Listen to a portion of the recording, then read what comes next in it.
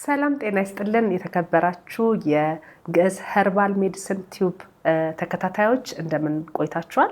እኛ እግዚአብሔር ይመስገን በጣም ሰላም ነን። እንግዲህ ዛሬ ደግሞ በጣም በተለየ ልዩ የሆነ ብዙዎቻችን የምናውቀው ነገር ግን ጥቅሙን የማናስተውለው ከርቤ ጥቅሞች ምንድን ናቸው? ከርቤ ራሱ ምንድን ነው የሚለውን ከወጣት ሐኪም በቀለ ላቀው ጋር ልዩ ቆይታ ይኖርናል። በቀለ እንኳን ደህና መጣ በድጋሚ እልሃለሁኝ። እስቲ ስለ ከርቤ ጥቅሞች እና ከርቤ ምንድነው የሚለውን እያብራራህ ሌሎች ጥያቄዎችንም እጠይቅሃለሁ። ከርቤ እንግዲህ ያው ምናልባት ያው ብዙዎቻችሁ ታውቁታላችሁ።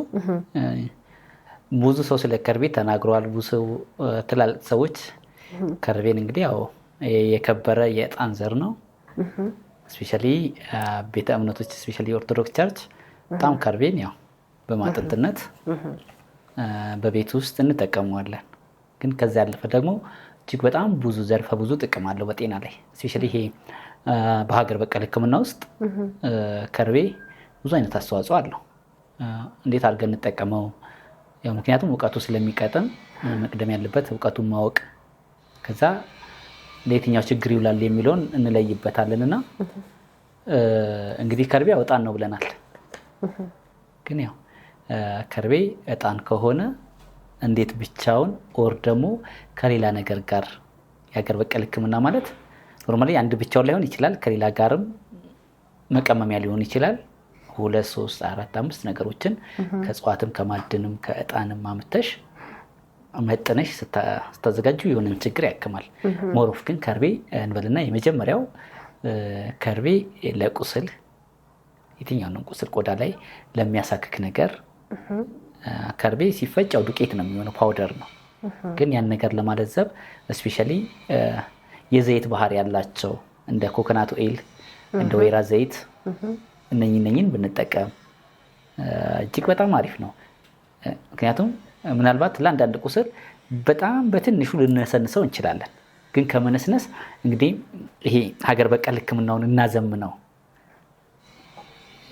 ወደ ተሻለ ደረጃ እናደርሰው ከተባለ ከርቤን ወደ ፈሳሽ ቀይረን ብንጠቀመው ብዙ ኤሪያዎች ላይ ተደራሽ የሆነ ሕክምና ተደራሽ የሆነ ሳቲስፋይድ የሚያደርግ ሰርቪስ ይሰጠናል።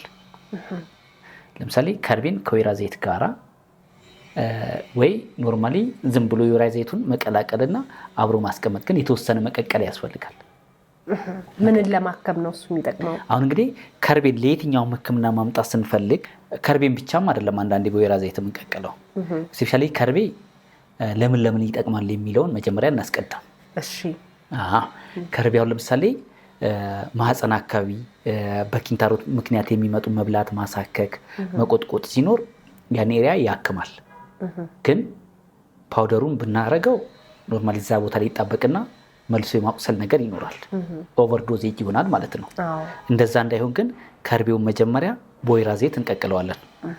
ኖርማሊ እቺ ሩብ ሊትር በጣም 1/4 ሊትር ያህል የወይራ ዘይት አድርገን 3 ማንኪያ 3 የሾርባ ማንኪያ ከርቤ ፓውደር አድርገን ብንቀቅለው ቶታሊ የወይራ ዘይቱን ይዘት ይቀይረዋል።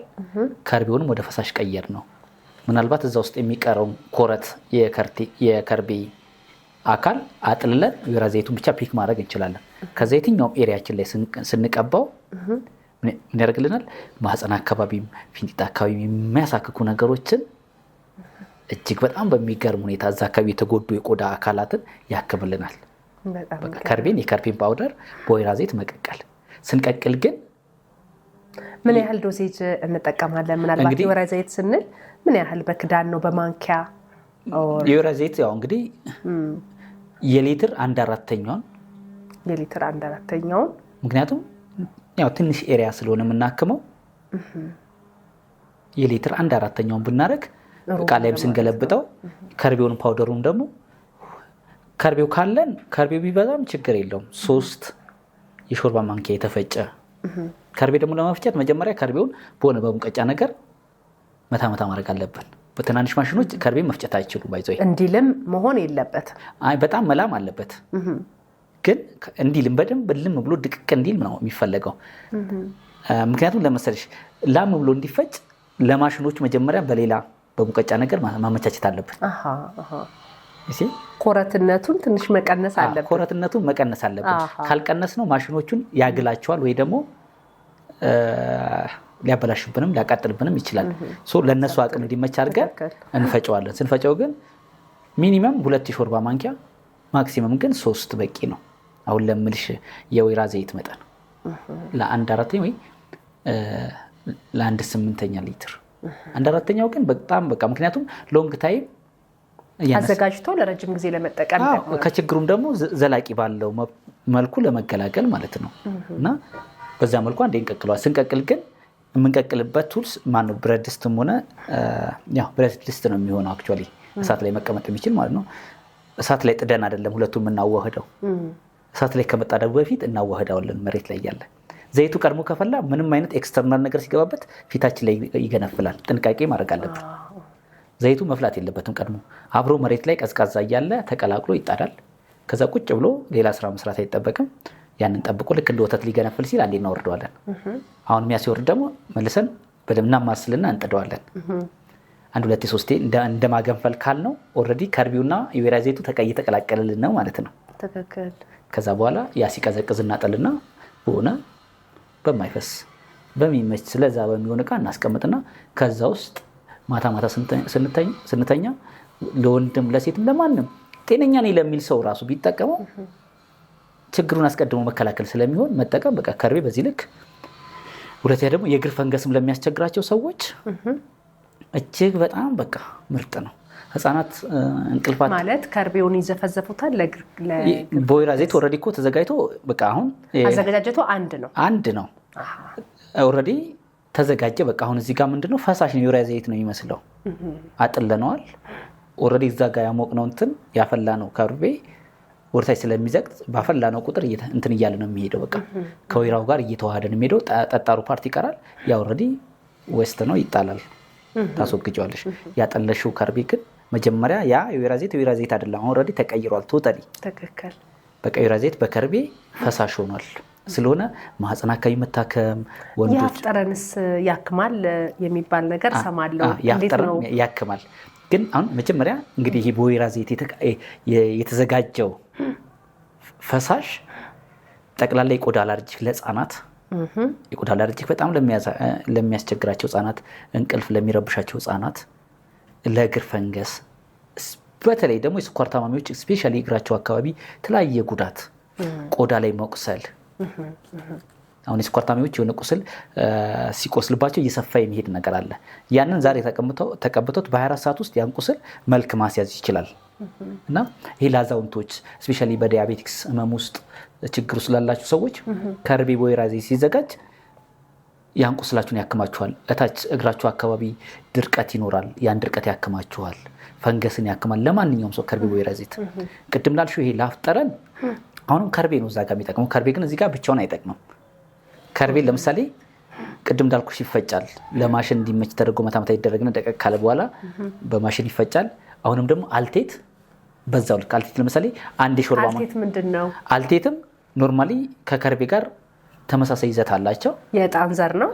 የዕጣን ዘር ሆኖ ጠጣር ነገሮች ናቸው። ስፈጫቸው የሚፈጩ አልቴት በብዙ መንገድ ለጤናችን ጠቃሚ ነው። አሁን ግን ለአፍጠረን ከከርቤ ጋር በምን አይነት አሰራር ብናመጣቸው ጤናችን ሊያፍጠረን ያከመናል፣ የጉሮሮ ህመምን ያከመናል የሚለውን ከርቤ 1 ሾርባ ማንኪያ የተፈጨ ፓውደር ብታመጪ፣ አልቴት 1 ሾርባ ማንኪያ የተፈጨ ብታመጪ ሁለቱን አንድ ላይ ተቀላቀያቸዋለሽ። ኦር ደግሞ ከርቤውንም ደቀቅ አድርገሽ ለማሽን እንዲመች አድርገሽ ከርቤው አልቴቱንም እንደዛ እንዲመች አድርገሽ ምን ታደርጊያለሽ?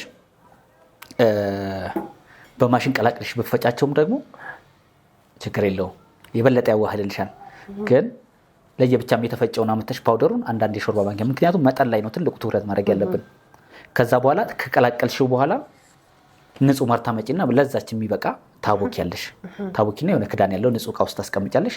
ጠዋት ያችን ከቁርስ በፊት 2-3 የሻይ ማንኪያ ብንጠቀመው፣ ምክንያቱም አንዳንዴ ይዋጣል። ምክንያቱም በማር ነው የተቦካው፣ ተፈጭቷል።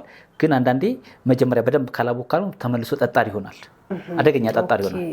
ከርቤና አልቴቱ ተመልሶ ጠጣር ስለሚሆን በማር ስናገናኙ በደንብ ማብካት አለብን፣ እንዲለያይ አድርገን ማለት ነው። ምክንያቱም አንዳንዴ የተፈጩ ነገሮች በባህሪያቸው ተመልሶ የመሰብሰብና ተመልሶ አለት የመሆን ነገር አለ፣ ጠንካራ የመሆን። ከርቤና አልቴት እንደዛ እንዳይሆኑ በማሩ መጀመሪያ በደንብ ኢቨን ማሩ ኳሊቲ ካልሆነ ተመልሶ ጠጣር ይሆናል። ይሄ በቃ የማር ኳሊቲ ማር ብዙ ጊዜ ንጹህ ካልሆነ፣ ስለዚህ ንጹህ ማር ማዘጋጀት ይኖርባቸዋል። ምን ጊዜ አልቴት፣ ንጹህ ማርና ከርቤ አንድ ላይ በደንብ ታሽቶ በደንብ ደቆ በደንብ ታሽቶ ላም እስኪል ድረስ ማለት ነው። ምክንያቱም ስለሚጠጣ በቃ በአፉ ሲደረግ ራሱ ይቀልጣል ማለት ስላለው በጣም ጠጣር ነገር ደግሞ ከቀረ ያን ነገር መጥፋት ልክ እንደ ሰው ጠላ ሲጠጣ ጉሹን እንደሚተፋው ማለት ነው። ምክንያቱም ለኢትዮጵያን እንደዚህ አይነት ነገሮች ቀላል ናቸው እና ወላጆች ብዙ ጊዜ ልጆቻችሁ ኢቨን ፐርሰናሊ ራሳችሁ ሰው ፊት የምታፍሩበት የሚያሸማቀቃችሁ የአፍ ጠረን ካለ መጸዳዳት፣ ከዛ አልቴት ከርቤም በማር እንደዚህ አሁን ባልኩት ሀሳብ አድርጎ መጠቀም፣ ከዛ በኋላ ከዚህ ችግር ነፃ ኢቨን በቃ ማህበራዊ ነገራችሁም ራሱ ጥሩ ሆኖ ይሳለጥላችኋል። ምክንያቱም ከብዙ ቦታዎች የምትቀሩበት አለ ከአንዳንድ ነገር ምክንያቱም በዚህ ምክንያት ማለት ነው። ስለሆነ ኢቨን ሪሌሽንሽፕ ውስጥ ራሱ ኖርማሊ ተቻችሎ ሰው ይኖራል እንጂ አንዱ እንደዚህ አይነት ችግር እያለ የሚኖሩ ሰዎች እንዳሉ መርሳት የለብንም። ስለሆነ ኢቨን ሰው ታጥቦም ተጸዳድቶም ያ ነገር ስላለ ሰው ደግሞ ከተቸገረ እንግዲህ ለዛ ብሎ ህይወቱን አያጠፋም። አረ ብዙ መድኃኒቶች አሉ። ብዙ መድኃኒቶች ስላሉ በዚህ በደንብ ተጠቀሙ። ግን ብዙ ጊዜ የአፍ ጠረን እንደዚህ በጣም የሚያስቸግራችሁ ቤዚካሊ ችግሩ ከአፍና ከጉሮሮ ብቻም ሳይሆን የጨጓራ ሲሪየስ የሆነ የጨጓራ ችግርም ያን ነገር ያመጣል።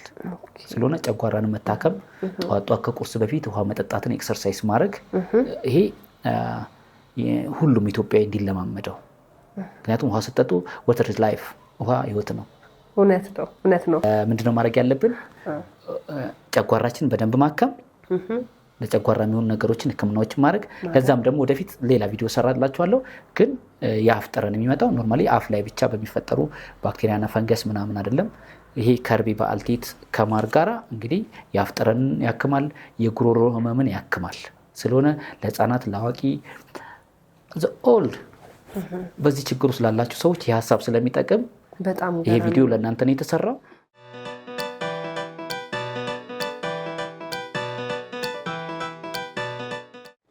መልካም እንግዲህ በእውነቱ ከርቤ እጅግ በጣም ብዙ የጤና ጥቅሞች፣ ትሩፋቶች እንዳሉት እያዳመጥን እየሰማን እየተገረምን እንገኛለን። በተጨማሪ ደግሞ ድብርት፣ ይሄ በጣም የመጨነቅ ስሜትንም ያስወግዳል ይባላል። አያይዘህ እስቲ የዚህንም ማብራሪያ ትሰጠኛለህ? እንዲሁም ደግሞ በማህፀን አካባቢ ላይ ለሚከሰቱ ህመሞች ከርቤ መድኃኒት እንደሆነ ብዙ ሴቶች ይህንን ታውቁታላችሁ። ግን ምናልባት እንዴት እንደምንታከመው ግን አናውቅም። እንደው ሲወራ ከርቤ ለማህፀን ጥሩ ነው የሚለውን ነገር እናውቃለን። ምናልባት ምስራቅ ኢትዮጵያ አካባቢ በብዛት ይህንን ሊያዘወትሩት ይችላሉ። እና እስቲ ሁለቱን አያይዘህ ያለውን ነገር ብትገልጽልን። ኦኬ እንግዲህ ዛሬ ያው እንግዲህ ሁሉ ነገር እግዚአብሔር ሲፈቅድ ነው አንደበትሽ የሚናገረው። እውነት ነው። እና ምንድነው ስለ ከርቤ ማወቅ ያለብን ነገር እንግዲህ ሴቶች እህቶቻችን ብዙ ጊዜ ላይፋቸው በብዙ መንገድ ይበላሻል። በሪሌሽንሺፕ ለምሳሌ ወንድ ልጅ ጋር ስንፈተ ወሲብ እንደምንለው ሁላ ሴትም ጋር አይነ ጥላ ምናምን የሚባል ነገር አለ። እነኝን አባባሎች መናቅ የለብንም ወይ ደግሞ ኋላ ቀር ማለት የለብንም። እነኚህ ሀሳቦች ማለት ነው ትክክለኛ በህይወታችን ውስጥ የሚጎዱ ነገሮች ናቸው። ሰዎች ጤናቸውን ለማስተካከል የትኛውንም ርቀት የትኛውንም ጥልቀት ይሄዳሉ። ግን ምንም ሳንሄድ ካወቅ ነው ከርቤ በጣም ብዙ ነገር ያስተካክልልናል። እንበልና አንድ ልጅ ትዳር መያዝ እየፈለገች ከትዳር ጓደኛዋ ጋር መቆየት እየፈለገች ግን ትገደዳለች በተለያየ ጫና። ወንድም ደግሞ ከሚስቱ ጋር መሆን እየፈለገ ግን በብዙ ነገር አለመጣጣም ይኖራል። እያንዳንዱ ችግር ይሄ ስፒሪቹዋል የሚባለው ላይፋችን የሚረብሸን ነገር ስፔሻሊ ለሴት ልጅ ፊቷ ላይ አይደለም ኦፖርቹኒቲዋ፣ ወይ ደግሞ ግንባሯ ላይ አይደለም፣ ወይ ደግሞ ቁመኗ ላይ መልኳ ላይ አይደለም። አንድ ሰው ፊቷን ሲያይ የሆነ ነገር በቃ ለማናገር የሚደብረው ከሆነ there is something around ማህፀን አካባቢ ችግር አለ ማለት ነው። ባድ ስፕሪት አለ ማለት ነው። ያን ባድ ስፕሪት የሚያስወግድልን የሚያክምልን ስፔሻሊ ለሴቶች ከርቤ ነው። እዛ ጋር ግን አሁን እስካሁን እንዳወራ ነው አይደለም። ይሄኛው ይለያል።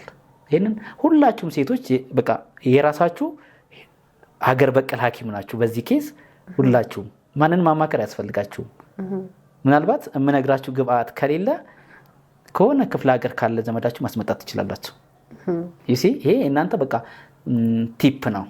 ማንኛውም ሰው ማንኛውም ሴት በቃ ላይፏ እንዲስተካከል የሚጫጫናት ነገር የሆነ ከሰዎች ጋር ማግባባት ነገር እንዲስተካከል ካስፈልገ ሌላ ምንም ማጂካል ነገር አያስፈልግም። ከርቤን በወይራ ዘይት አጸፋሪስ የሚባል እጽዋት አለ።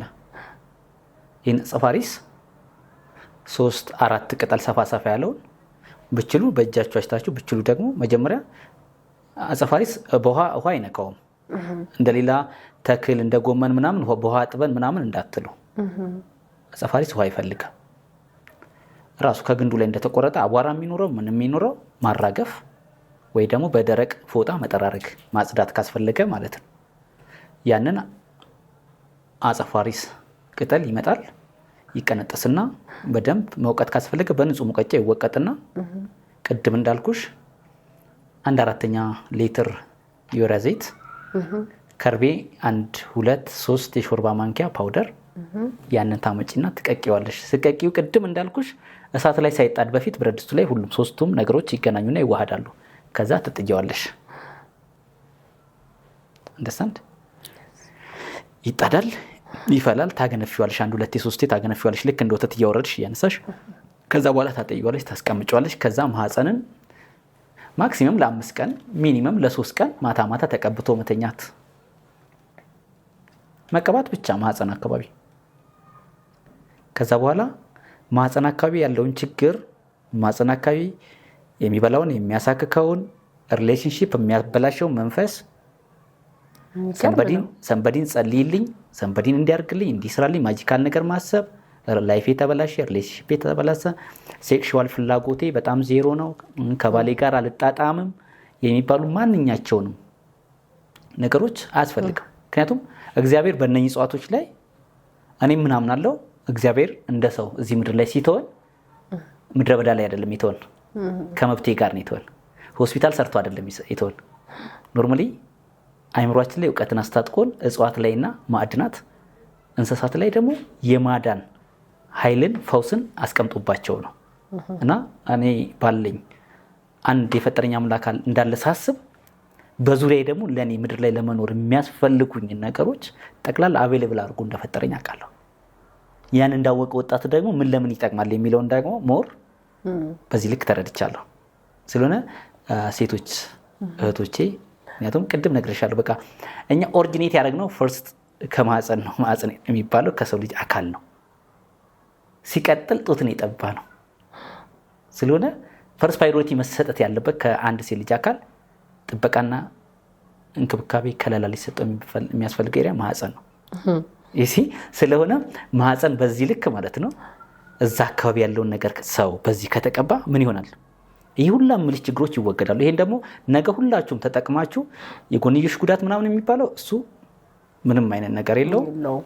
በቃ ከርቤን፣ ዘይት፣ የወይራ ዘይትን እና አጸፋሪስን አንድ ላይ ቀላቅሎ ከዛ ማጥለል፣ ማስቀመጥ፣ ሲቀዘቅዝ ማታ ማታ በተከታታይ ለ1-3 ቀን መጠቀም። በቃ በምታዩት ነገር ደግሞ ደስተኛ ከሆናችሁ 1-3 ቀን፣ ከዛ በላይ አያስፈልግም። ለወንድ ልጅ መቀባት አያስፈልገው። ይሄ የሚያስፈልገው ለሴት ልጅ ማህፀን ብቻ ነው። እና ከርቤ በዚህ ልክ እንትን ካልነው አንደኛ ማህፀን አካባቢ የሚበላ የሚያሳክክን ነገርም ያክማል። ሁለተኛ ነገር ደግሞ ጠቅላላ ላይፍን የሚያበላሽው ባድ ስፕሪት ሪሌሽንሺፓችንን ሁሉ የሚያበላሽብን ከጓደኛ ጋር አንድ ሰሞን እንደወረት ጥሩ ነገር ይኖራል። ከዛ ደግሞ በራሳችን ባህሪ የራሳችን እኮ ነው የምናበላሸው። ያ ነገሩ ላይ ይስተካከላል። ትዳር እየፈለግን ሁሌ በቃ ብቸኝነት የምንመርጥ ከሆነ ያም ይስተካከላል።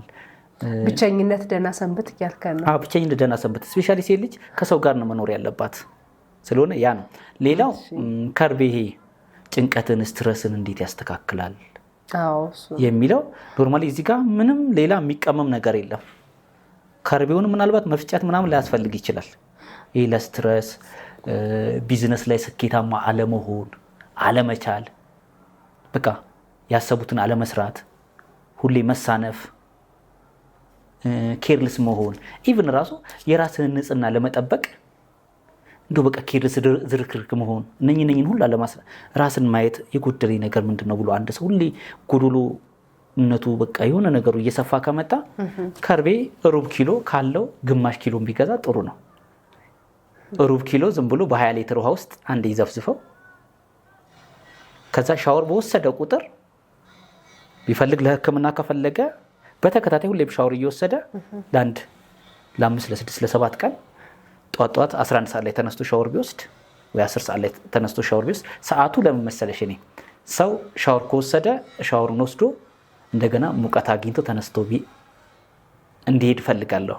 ይሄን አስተምሩና ይሄንን የሻወራ የሰውነት እጥበት ፕሮግራም ሰው ቢያደርግ በራስ ምታት በማይግሪን በተለያየ ነገር አይጠቃም። ሰው ለምሳሌ ስፔሻሊ ሴቶች ብዙ ጊዜ ማይግሪን ራስ ምታት ምናምን ይላሉ። ወይ ማታ ሻወር መውሰድ ኦር ደግሞ ሌሊት ስራ ከመሄዳቸው ከ1-2 ሰዓት በፊት ወስደው ሙቀት አግኝተው ሲነሱ ደግሞ መጠነኛ ራስን እንትን ብሎ መሄድ ጥሩ ነው። ይሄ እጅግ በጣም የሚመከር ነው። ሰው ዝም ብሎ ሻወር ገብቶ ተጣጥቦ ልብስን ብድግ አድርጎ በቸኮላ ሲወጣ ለጊዜው ደስ ይልሻል። ከዛ ግን ራስሽ ላይ እርጥበት ይኖራል ብዙ ነገር ያ ነገር ቅዝቃዜን ይስብና ይጋጭብሻል። ከዛ ከሆነ ሰዓት በኋላ ድብርትን ያመጣል። ሰው ያን ድብርት እንትን ለማለት ደግሞ የሚያነቃቃ ነገር ፕራክቲስ ያደርጋል።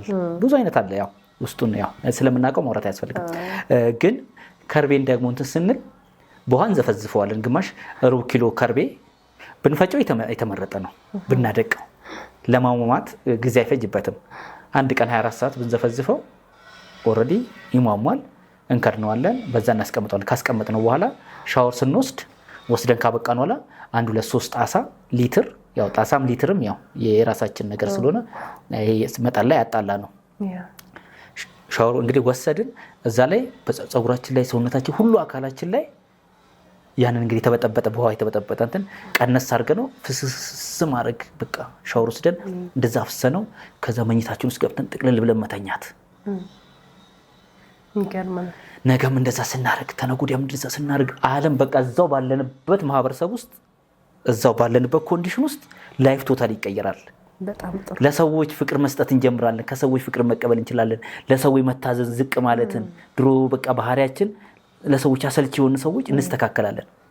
ሁሉ ነገራችን በቃ ራሳችን በቃ ላይፍ ይስተካከላል። ከዛ በኋላ ከሰዎች ጋር የምንግባባው ያ የተቸገርንበት ነገር ሁላ መስመር ይይዛል። ከርቤን በዚህ መልኩ በቃ ውሃው ደግሞ ከርቤው ደግሞ የሚያልቅብን ያው አንዳንዴ ፋይናንሻሊ የምንቸገር ሰው ልንሆን እንችላለን። ሰው ይቸግረዋል ገባሽ? ሲቸግረን ከርቤም ደግሞ በአሁን ሰዓት ውድ እየሆነ ስለመጣ በተለያየ ምክንያት ስለ ከርቤ ቪዲዮ እየተሰራ ነጋዴዎችም ይሄን አጋጣሚ አግኝተው እያስወደዱ ስለሆነ እኛ ግን አጠቃቀም ላይ እንትን እንዳይለን ኦሪጂናሊቲ ውስጥ እንደው ምን ያህል መለየት ይቻላል?